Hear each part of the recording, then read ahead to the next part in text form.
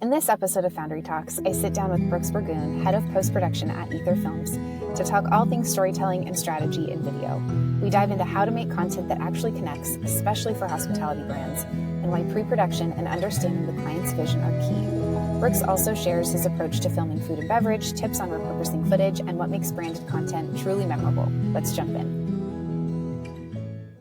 Welcome back to Foundry Talks. I'm Rachel Stoyanovsky, and today I am joined with Brooks Burgoon, who is the head of post-production at Etherfilms and also a director. We're so happy to have you on today. Thank you, Rachel. I'm so excited. This is going to be really fun. Well, I am so excited to have you here. We've worked together in the past, and it's always a joy to get to chat with you. So we're thrilled. Just for people who are listening, can you give us a quick intro into your career journey and really what first drew you into telling stories through video?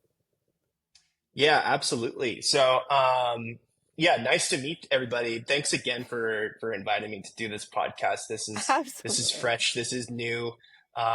Usually I'm the person on the other side of the camera that's asking the questions. So this is a nice little role reversal. So thanks for asking me. But so my journey into filmmaking, I would say that I've always been fascinated with just storytelling from a general medium, whether it be little bits of like books or the way that a speech is delivered, or what really captured me when I was younger was my personal hero, Anthony Bourdain. I remember watching his No Reservations when I was in high school and college, and I was just so captivated by the way that he was able to kind of cut through so many stereotypical norms and get to a kitchen table and have a real authentic conversation with people. I thought that was just like groundbreaking, and there was a little punk rock in there too, which I loved. I loved his attitude too, going out there and going for those stories. I ended up going into. I first picked up a camera in high school. My high school had a great film program, and it started to teach me a little bit about like the technical side of storytelling, which I think is equally as exciting. You could nerd out all day on frame rates, ISO, what type of deliverable are you as a client looking for. But after I started making some short films with my friends, I really got hooked, and ended up going to UCSB, studied at that film and media studies program. And then it really became prevalent to me that this could be a career when I started to, when I studied in Rome and Paris. That was amazing. Like one of those moments where I had a teacher who was just like, film here is like, take a camera everywhere you go, film every single moment, because you're never going to have a set piece or be able to afford a set piece like this in the future. And they're right. The backdrop, good piece of advice. Exactly. The backdrop of, the Coliseum or the Eiffel Tower. Yeah. It's hard to go out there and shoot that now, but that was the early start. And then professionally, I jumped into, after I graduated, I jumped into television, like making quick E&G stories. So those are typical little documentary pieces. And it was a real, just throw yourself into the mix of live television. It's very fast. It's long hours. It's, sweaty palms, but at the end of the day, it's really, it's an exciting environment, and then after that, I moved over towards, some more features, some commercials, and, started to get into more branded documentaries. And, now we're running a post facility here in LA. So awesome. Long answer. No, it's great. I love it. I feel like I knew most of that, but I definitely didn't know that you spent so much time doing commercials and the E&G work. I didn't realize that. So that's so awesome. Yeah, I mean, it was part of my philosophy coming out of, the of UCSB. Like, the majority of the program was spent, making, um, arguments for why film is an art form.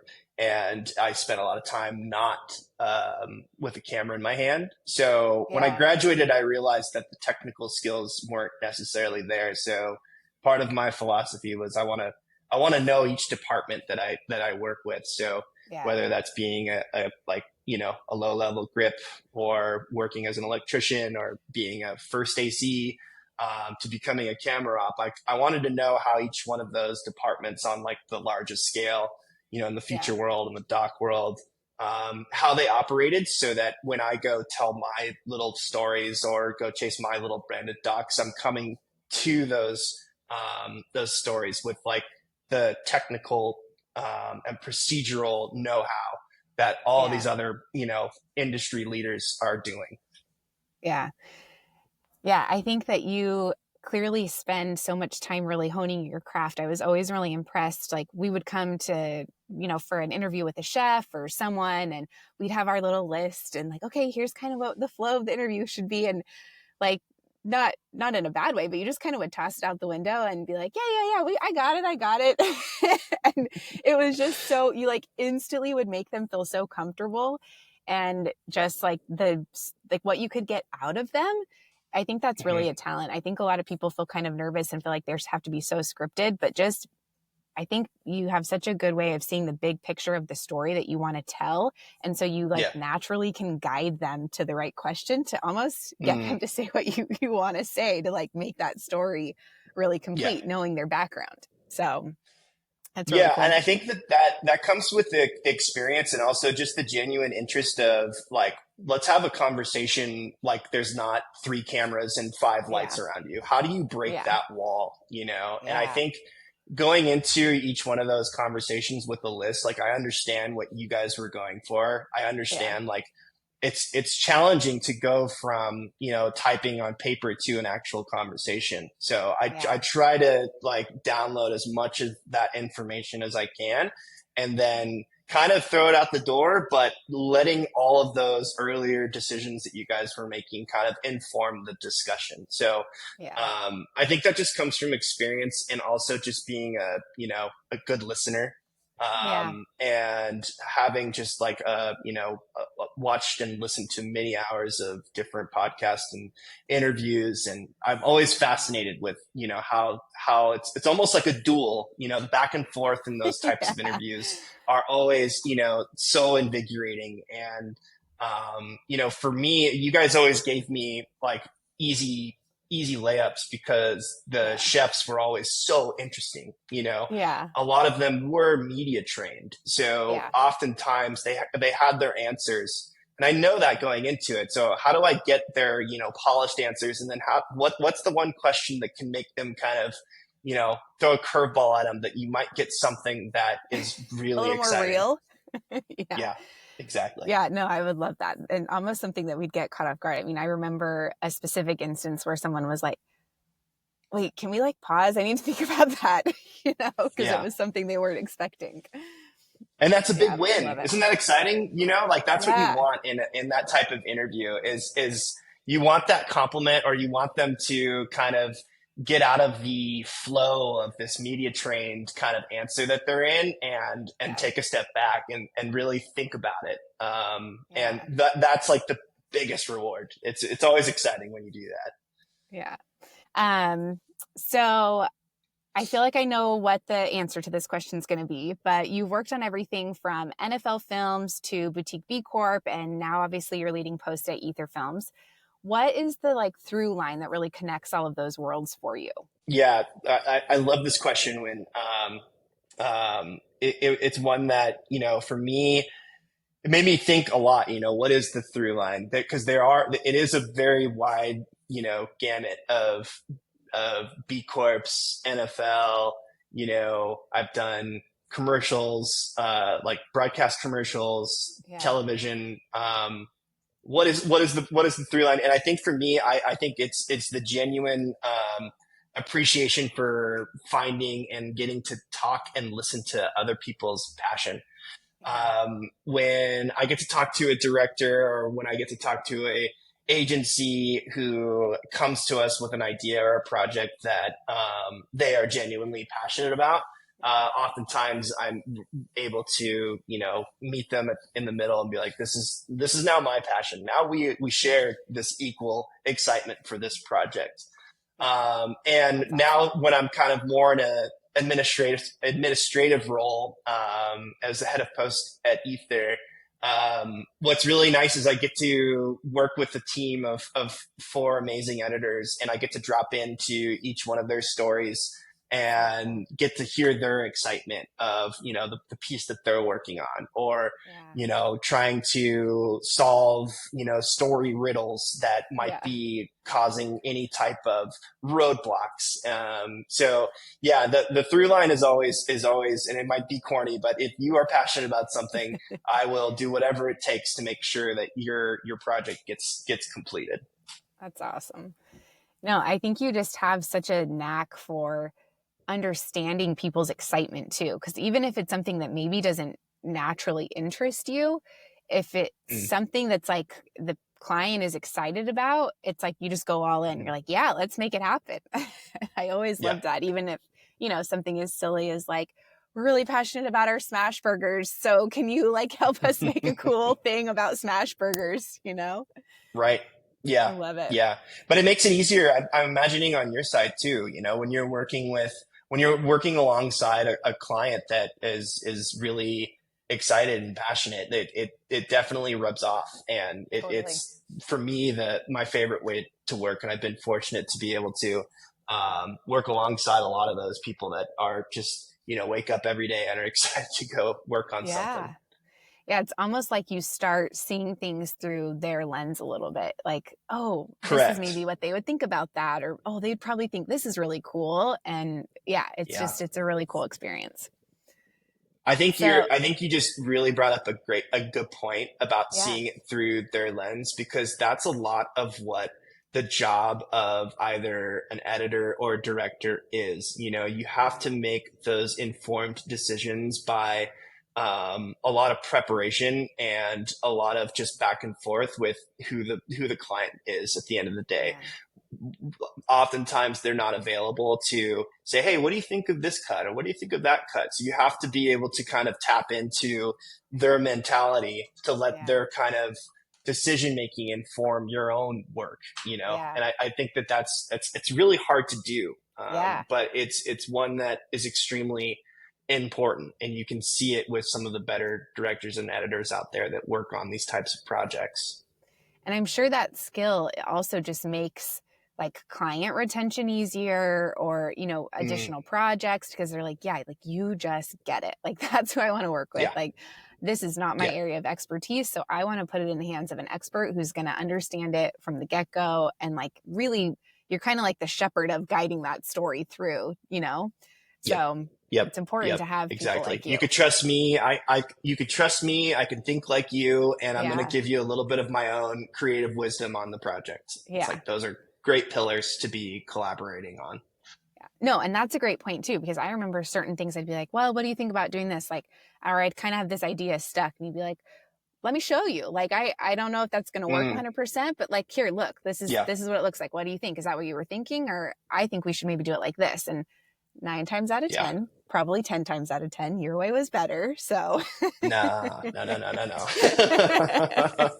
No, you have to audition those types of like thought experiments, yeah, and the way you do it as an editor is just, maybe you don't see it the right way, but there's been a lot of occasions where a creative director will say, why don't you try ordering it like this or remixing it like this, and then you do it, and then you see it in a different way, yeah, and sometimes you have to show them why it's not working without, yeah, and you have to like actually send them the edit or send them the project yeah, versus like just emailing, no, that's not going to work. yeah, Do not say that. yeah, yeah, Show the people that are oftentimes paying you a lot of money to work with them. yeah, Be a good collaborator. give them the time of day to show them their mistakes, or sometimes they might show you something that is completely a different train of or different way of thinking. Yeah. And it's all about, just making sure that at the end of the day, you're happy creatively, and that the client is also just, stoked at the end of the day that they've gone through, they've worked with an editor, they've worked with a director who will go into the weeds with them about anything. At the end of the day, it's that collaboration is important. Yeah. I was going to ask you another question, but I think I'm going to wait till the end of our discussion. So Sure. moving into, work specifically for travel and hospitality brands, do you think what do you think makes a piece of hospitality video content really effective and not just visually stunning, but actually meaningful? Yeah, that's a great question. I think my answer is more of like a question back to that client is asking why they're putting that piece of content out in the beginning, and being able to thoroughly answer that question. Do you have a cohesive rollout strategy? These are all just questions that, when I've gotten requests in the past, I usually like to throw these questions back to them. Yeah. Do they know their audience? Are they posting something just to post it? Or is there, like I mentioned, a rollout strategy? Yeah. Some brands like to approach it with the UGC approach, where it's, iPhone and influencers. Do you have, fake families running through fields, like, really nice, which, it's great. So some brands, that's their clientele. They want to see that. Yeah. Or are you just kind of there to like sell your vibe? Yeah. And a couple examples of that, for me, at least on Instagram, I really like what the Aman hotels are doing, on their Instagram page. It's very simple, very, it's almost methodical, and very meditative. Yeah. That's the kind of stuff that I'm really interested in. It's really selling to me that they curate everything if their Instagram page looks that polished. And then, in terms of just hospitality content, one of my favorite pieces that I came across a couple of years ago that still is one of my favorites, but the Marriott put out this series called Travel by Design, and it's this 9-episode series that's about 9 minutes per episode. And it's very cinematic. It looks top tier. There's really good story development. I might pronounce the director's name wrong, but I just wanted to give her credit. Dana Ramanoff. She was a big part of that entire series, but that was inspiring because I saw a huge corporation taking a creative swing and putting their deliverables or their content into a different package. So they were taking these branded docs and they were putting them, I believe they rolled out on Amazon first, but now you can find them on YouTube. I'll send them to you. They're amazing. And then, I don't know if you classify Airbnb as a hospitality company. Totally. But for me, like I loved their still montages, their quick little photographs of, you and your family on vacation. That was I loved that approach, and, they buy out tons of ad time to run those on, like football and basketball commercials. They found a niche there, and I think it's really simple, but the story is brilliant there. Yeah, I think that was such a good, what you talked about at the beginning of that, I think was so smart, is that you like, really, what's the purpose of it, and asking them, what are you trying to do with this piece of content? And I think that's something that we find when we're working with our clients. Sometimes they think, I don't really, like I know the gist of what I'm looking for, but sometimes it can take longer to really invest in a really cohesive brand strategy. And that can be so important and I mean, like the goal of that is to lead all of these other decisions. So like you've got that locked in, that's in place, you know what you're doing with that. And then that just trickles down to every facet of the business, whether you're producing video or even photo. And it just makes everything that really strong storytelling just carried through everything. And I think that's, you know, when we've worked together in the past, that was really what we were doing. Like, we don't just want this. It's not like just a highlight reel of beauty shots. There has to be some content there, like some emotion, like let's make them feel like, what are we trying to get across? And that was something that I feel like was so nice about working with you, because you just get that. And so you kind of like reel me back in sometimes. I feel like wait, we got to get that sunset shot or whatever. And you're like, yeah, we can, but I think if we go do this, like that's going to work better for what we're trying to do. So yeah.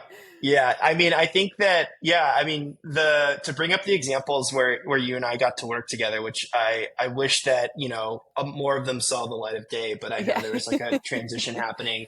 And you were having a baby. I think what was really fun for me was we would take these simple ideas, like for the Ojai Valley Inn, you know, every single one of their rooms had, like, one of their signature things is a pixie that goes onto their bed, or it's somewhere in the room. So we decided to do a story about how does that pixie get from the tree to your room every day. This and it was like a really epic. And this was totally like, I'm not taking any credit because this was your idea. And at first I was like, ooh, I don't know how this is going to like look, but it was like the best. It was the best. It was so fun. I know. And I was saying, like, you let me get wild with it, because I had like all these camera rigs strapped to one of the carts that the housekeeping people do. And we like took this crazy camera rig around Ojai Valley Inn, and the camera was fixed on some pixies as we were rolling around. So, you know, grateful for you, like, trusting me. And sometimes you have to add some crazy camera rigs to make a story look good. But I think that was just like one of those things where we were tasked to create, you know, a series of fun social videos, and each one of them we got to bring a different kind of spin to it. You know, which, thanks to you for allowing me to kind of be like a little crazy with it. No, and I mean, something is, you know, just for everyone that's listening, just to understand the idea, you know, they're so well known for their pixies, and they infuse the pixies into almost everything they do. So it was like, all right, we can just like get some pretty video of the tree or of the pixie drinks they make or the pixie in the room, but like that's not really a story. And so to have it follow from the tree to someone picking it off the tree, it's like the journey of the pixie, right? The pixie journey until it reaches the guest. The housekeeping team taking it through, placing it in the room, and then the guest's arrival and they see that pixie. It's like there's so much more. And I think that's what's really cool for hospitality brands to capitalize on. It's like your team is doing so much to make this stay exceptional, even as something as small as having a pixie in the guest room. Let's tell those stories, because then it just creates this, like, you know, I'll never look at a pixie the same way, you know? Right. It's this emotional connection. Yeah. No, and you know, the first time that you stay there, you notice it. And then the second time you stay there, like, oh, so they do this every single time. Like, that's a cool little signature tag that I feel like they're, of course, aware of it. But I think, you know, visually, that's something that, in my view, is worthy of just like a little content, a little video, a little explanation as to why we do it. And I think one of the fun things one of the angles for that story we did is it was a fixed perspective type of shoot, where it was the pixie never changed frame, but it would just move from one location to the next. So it was very much so like it was very much like a more of a I'm blanking on the term because I don't want to use this one movie as an example. So maybe scrap all that. It's like the journey of the pixie. It's kind of like, I mean, Yeah. this isn't a Yeah. good example either, but almost like the, you know, the movie from like the dog's perspective. It's like you see the Yeah. pixie Yeah. from like its perspective for each thing Yeah. it's doing. Exactly. Yeah. Exactly. Yeah. Don't you, I was going to say Lord of War, but that is not a good example for this podcast. So I'm sorry. Don't cut out Lord of War. Cut that out, Cut please. that out. Okay. Okay, so the other thing that I really appreciated was that you're really big on making sure that the video deliverables can be repurposed. And I think that's Right. something that's really important, especially for a team that's trying to be cost effective and, you know, be able to really share these video pieces on a bunch of different formats. So can it be on the website? Can it live on social? Can it live on the YouTube channel? Can it even be put out Yeah. through an email campaign? So Mm-hmm. what's your mindset when you shoot and edit for different formats? Because I know that can be tricky. Like, you know, we would get something horizontal, but then we'd be like, oh, I need it vertical for Instagram or, Yeah. you know, whatever. So how do you like think about Totally. that as you're filming? You know, it's been kind of exciting to be like in the forefront of digital filmmaking, because the medium since I started has changed so much. Everyone needs a 9:16 video, a 4:5 video, a 1:1 video. And I think that, you know, as filmmakers, we were so used to just shooting 16:9, and it was going to go on, you know, YouTube or Vimeo or your television. But, you know, when you think about it, like as a director, you're thinking of, all right, what's the first piece that we need to lock in? That's where I always want to start. Like, what's the message? What's the story we're trying to tell? And once we have a really solid vision on what that piece is, then the producer brain in me starts to come in, or the editor brain, where it's like, well, all right, I'm going to be out there where we have, you know, a crew of anywhere from 3 to 10 people. The brand is oftentimes spending a lot of money to get all of these professionals out there. Why not be economical about it and think of, okay, well, if I ask this question in a different way, I might be able to repurpose this for another little 6-second video, or a 15-second video here. And I think that that's just the way that everyone kind of thinks now. And it goes a real long way. I think, you know, if you were to start anywhere as a brand or hospitality, like you would want to start with your mission video first to define kind of what the goal of this video campaign is. And then, you know, if you need to add an extra day because you have all this fancy, expensive camera equipment, I would recommend doing that so that you can use that day to repurpose a bunch of footage for, you know, weeks. You know, don't just go in it with the mindset of one video, go into the mindset of it of hundreds of videos. Because those little banner pieces go a long way, for which I'm sure you guys probably know a little bit more about. But in terms of visibility, it's nice to have a big campaign launch with tons of assets that all look very similar. I think for me, that always comes off as more professional when they have one definitive look for you know, a ton of videos. So that kind of takes me to something else I wanted to chat about, is just the value of pre-production and strategy. So teams that can really understand that from the beginning, you know, what is really helpful for teams to provide you with. And I'm sure you ask them for it, but just so that they can be thinking about that, like, okay, where are all the avenues we want to be, you know, sharing this? Like, that's the kind of stuff you would need to know, right? And like put together shot lists or the people. Is there any tips for what they should focus on, like pre-production? Yeah, I think that pre-production is an extreme, especially for larger campaigns. It's essential. You need to kind of be able, as a outsider, to establish rapport, establish lines of communication, and get on the same level as the brand that you are working with. You know, a lot of the hard work gets done in pre-production. So, you know, hiring the crew, making shot lists, I'm kind of going backwards, but doing treatments. Those are things that I've been in situations where I'm on version 30 of a treatment because we need to get it right. And that type of extra legwork goes a really long way. There's the really, I grew up playing sports, and one of my coaches gave us the analogy of, you got to practice like you play. And I always equate pre-production to like the practice side of it, the prep work, the leg work, so that when you get to the actual shoot itself, it should be very seamless. Yeah. The game, the shoot, it should be very easy because you usually have spent weeks leading up to that to be able to pull off, the impossible. And a lot of times on shoots, it always feels impossible, like you're there 10, 12 hours. And by the end of it, you're like, wow, we did it. And the reason you did it most of the time is because of all those conversations, all that hard work that went into the pre-production phase. Yeah.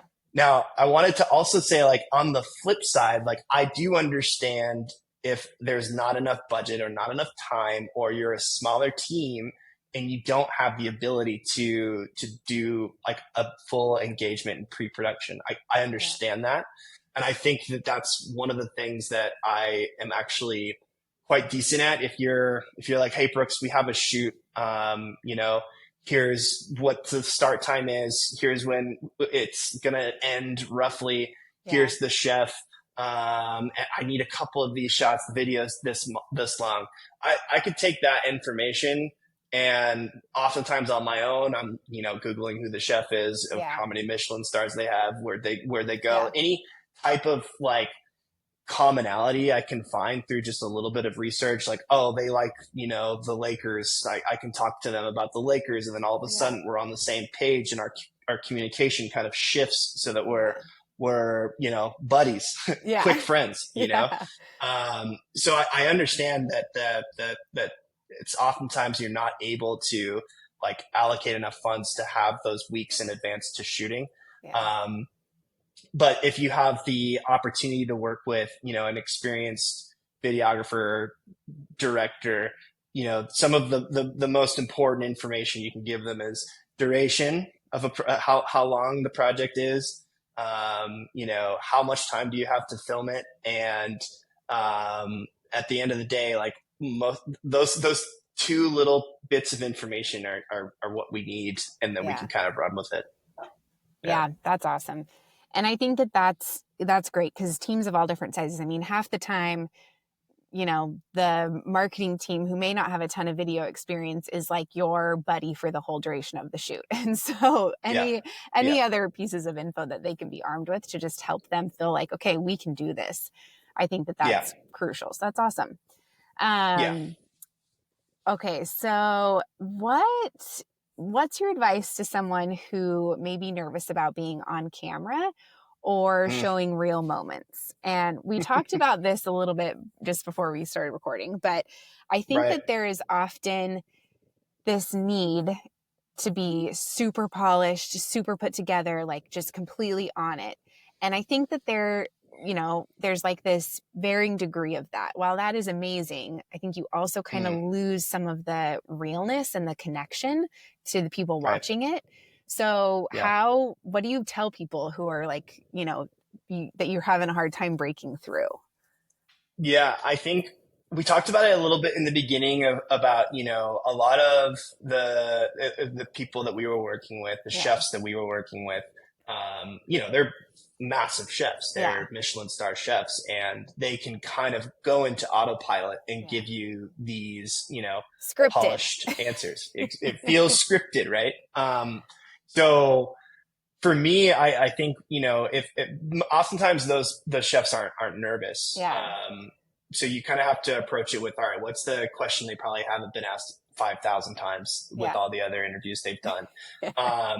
But if you are nervous, like I am now a little bit, you can kind of do as much preparation as you can. Do a little bit of writing, come up with some bullet points about, some key things you want to talk about, rehearse it, visualize it.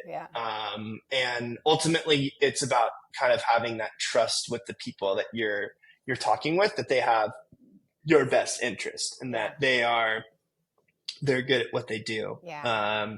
Because ultimately it benefits all parties when you come off like Natural. a nice person, you Yeah. know? Yeah. And I think that that's such a good point. Like, no one's going to be trying to film you and be like, oh, got ya. Like, we're totally going to put in this No. worst clip of you, you know? Like, everyone's on the Yeah. same team. We're all on the same team. Yeah, Yeah. exactly. It's not, and most of the time, you know, we're not live. Yeah. We're really good editors. Yeah. We're gonna make you sound like you would be proud of. You Yeah. know. Yeah. That's awesome. Yeah. So obviously you've spent time filming quite a bit of F&B and immersive guest experiences, but Mhm. what is it for you that makes food and beverage such a rich storytelling place or space, I should say, I guess? Yeah. I mean, it caught me in the beginning of like my film, you know, storytelling Yeah. journey. I was obsessed with, you know, the Travel Channel of Yeah. all things. I loved Andrew Zimmer, and I loved Anthony Bourdain. Yeah. I think that those guys, the way that they can kind of captivate an audience, and you, while you're sitting on your couch, you know, being a little bit more inspired to try, you know, whatever they're you know, making, Yeah. was really exciting. And I think for I think what makes food and beverage so attractive is that one, it always looks really good. Yeah. You It's know, true.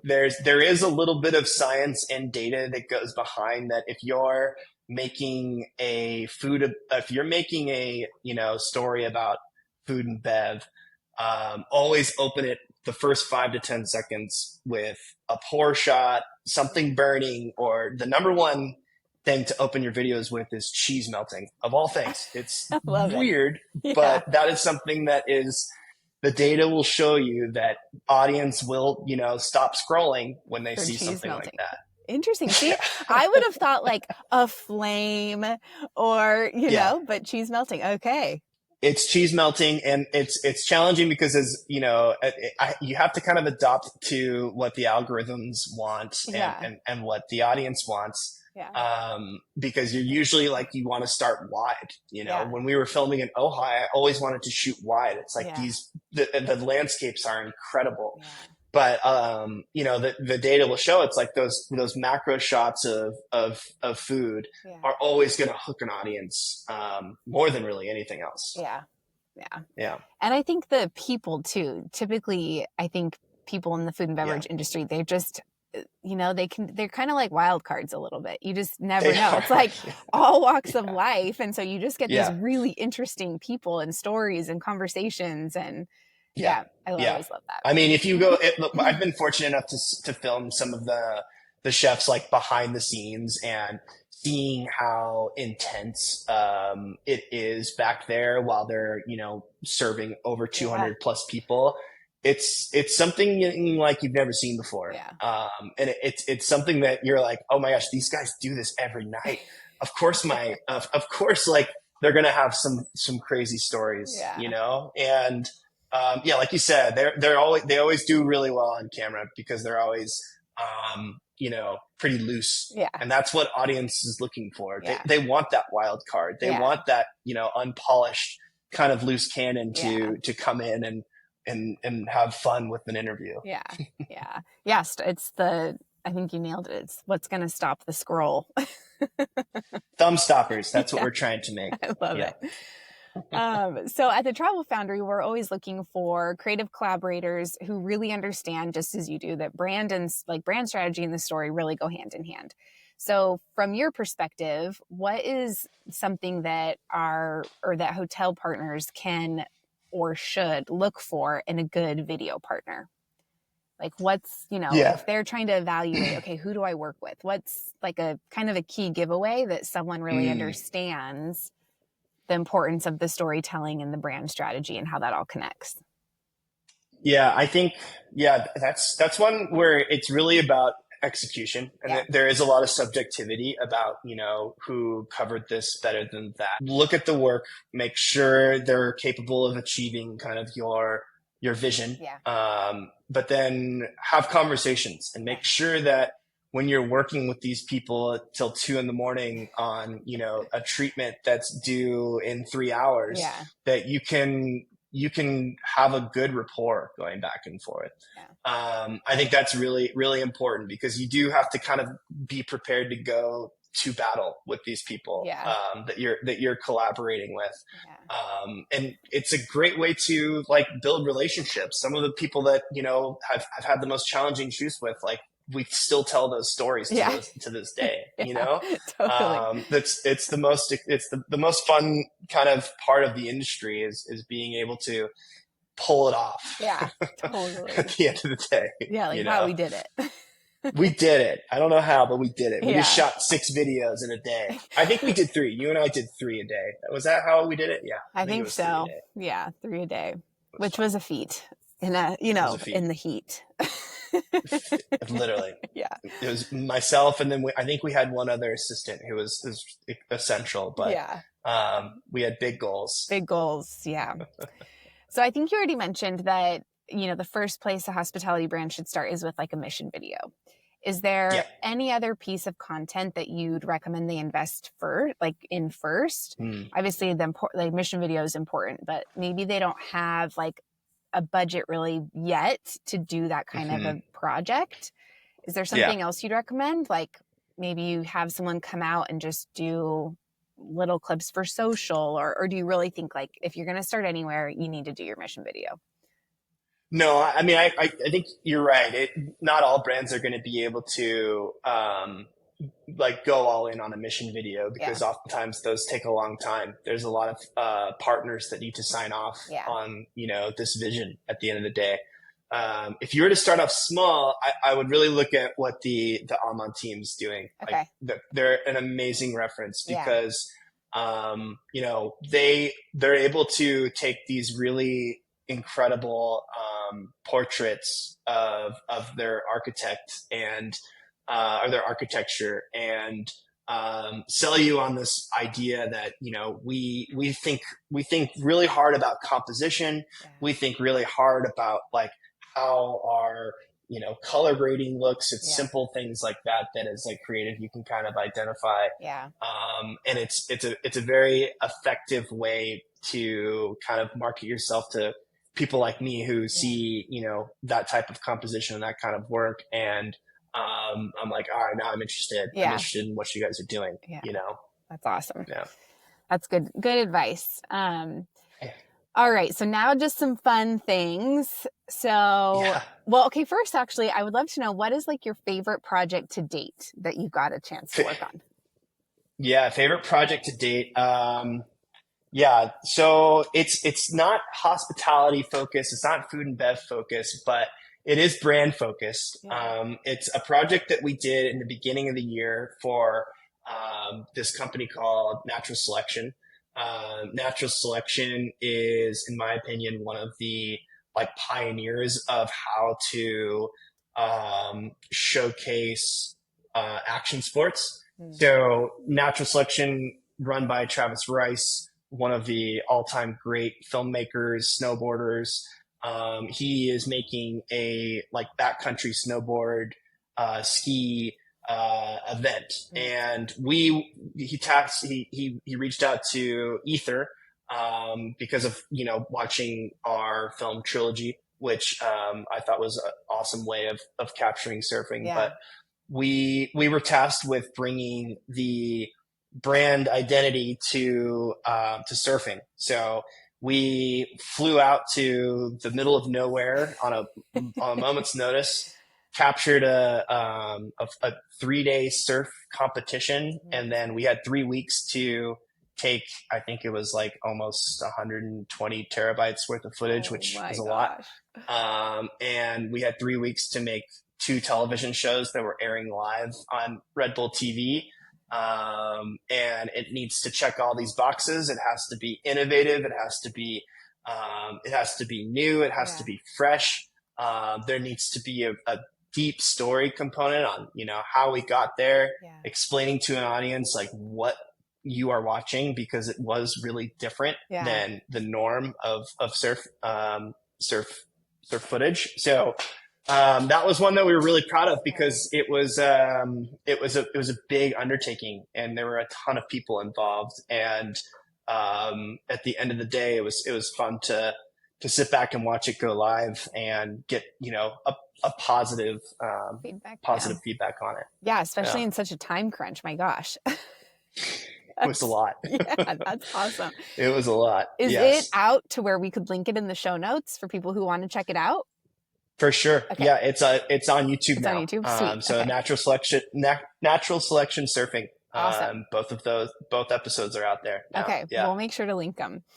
Thanks. Okay. And lastly, what's one trend in video content that you love and one that you would like to never see again? Yeah, I think that I was highlighting it earlier, but the piece that the Marriott did, I absolutely love the branded content side of content, where it's these really in-depth stories, with commercial budgets in a lot of circumstances. Yeah.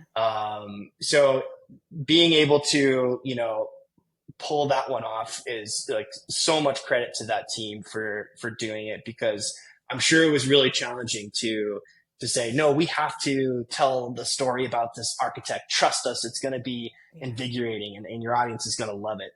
I think that's one of those that I would love to see more and more of. I love branded content. That's like my go-to when I watch anything. Yeah.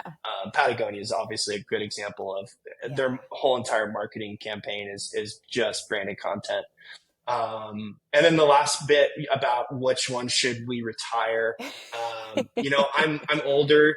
Any TikTok trend, I don't know what it is. So I don't know that one for me, you can retire it. I think it's maybe a fad, but that's where I put my hands up. I'm like, I don't know TikTok. Sorry. I think that's good insight though, because I think there's a good level of, and we chatted with another guest recently who's had a lot of success with influencers. And so leaving some of that kind of content to the influencers and then the hospitality team really focusing on like your evergreen content that's going to carry you for a couple years, really. A lot of times some of this stuff can work for a couple of years, which is awesome. You're so right. Yeah, you're so right. And that's how my brain works. Like more credit to the people who can, work on that influencer side of things. Yeah. It's definitely, it's extremely popular. I actually am excited to listen to that one when it comes out. Yeah. I'd love to learn a little bit more about it. Yeah. That's awesome. Well, Brooks, thank you so much for your time today. It was just so great to be able to chat with you and learn so much more. So sure. Hope I wasn't too rambly. Not at all. Not at all. It was great. So thanks everyone for listening in. If you want to check out more episodes of Foundry Talks, you can find us on Spotify and Apple Podcasts, and we'll see you next time.